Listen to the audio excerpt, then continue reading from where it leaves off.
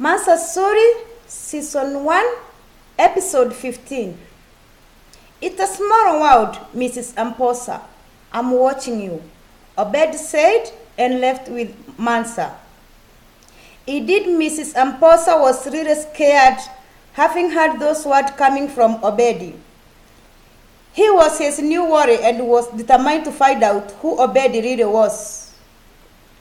Obed took Mansa to his place. It was quite a mansion, and to Mansa's surprise, no one lived with Obed in that house, not even a house help.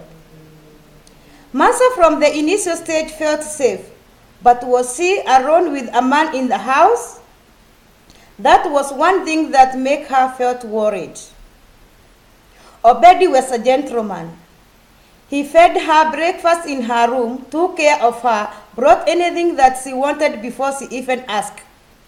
Mansa was just living a good life. She also didn't keep anything from him. She was completely transparent to him. She told him all that she had encountered with Chris and even his accusation about who being the rapist.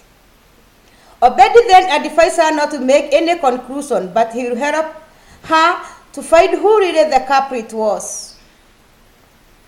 One thing Mansa found strange about Obed was that he never had cell phone on him, nor email address or anything that you could use to contact him. He never had a friend who came to offer to visit him. Ever since Mansa moved in with him, no one has ever come by the house. The most awkward thing was that Mansa never knew the room which Obed slept. Even though it was a mansion, it was only a 6-bedroom house. Apart from Mansa's room, all the other rooms were locked all the time. She tried several times that she will wait till Obed fell asleep before she does.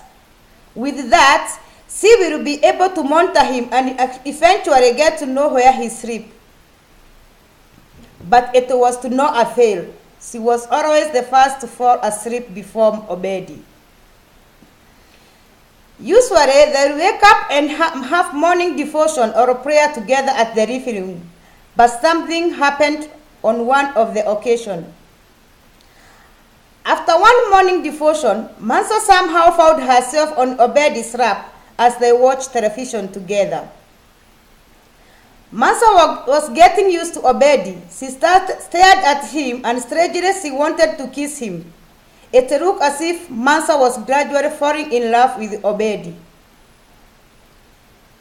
He has shown so much kindness to her, and for the first time she was feeling something real. Something she had never felt before. She took her head off his lap and took his hand, looked straight into his eyes. Obed, why are you doing this? I don't know why you help me so much, Mansa asked him. Mansa, I believe that sometimes in life, everybody needs a helper. I just followed my instincts. Who knows what God is also doing for me because of what I'm doing for you? Miracle do happen, remember?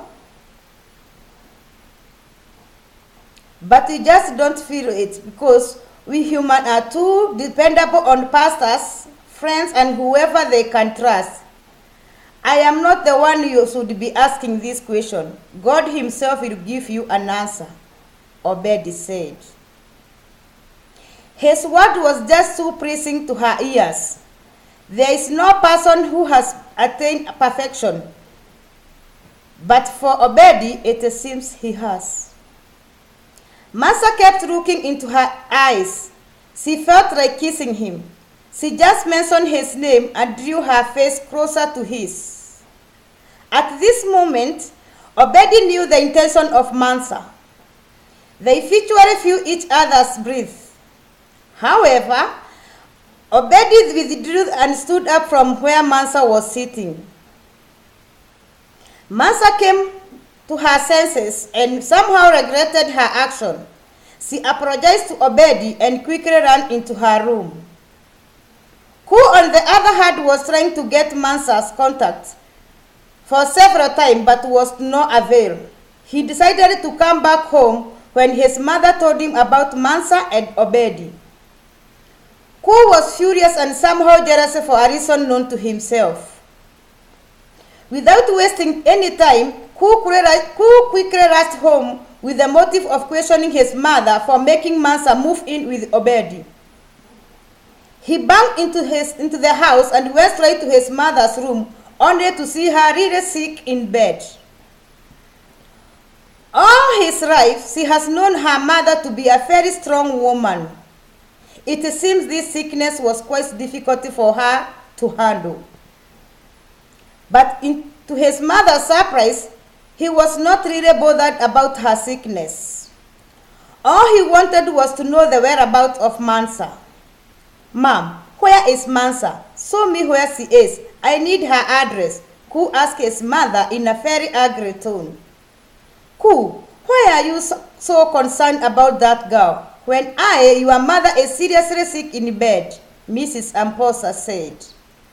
"Mom, just tell me where she is. That's all I need," Ku asked again. "Ku, Mansa is with his baby's daddy, and soon they are getting married, so stop bothering about her," Mrs. Amposa said. "Baby's daddy, my foot! That man is a liar. Mansa is carrying my baby," Ku refused. His anger made him to spit out his secret. His mother struck with shock. That was the moment Ku realized that he had said too much. To be continued.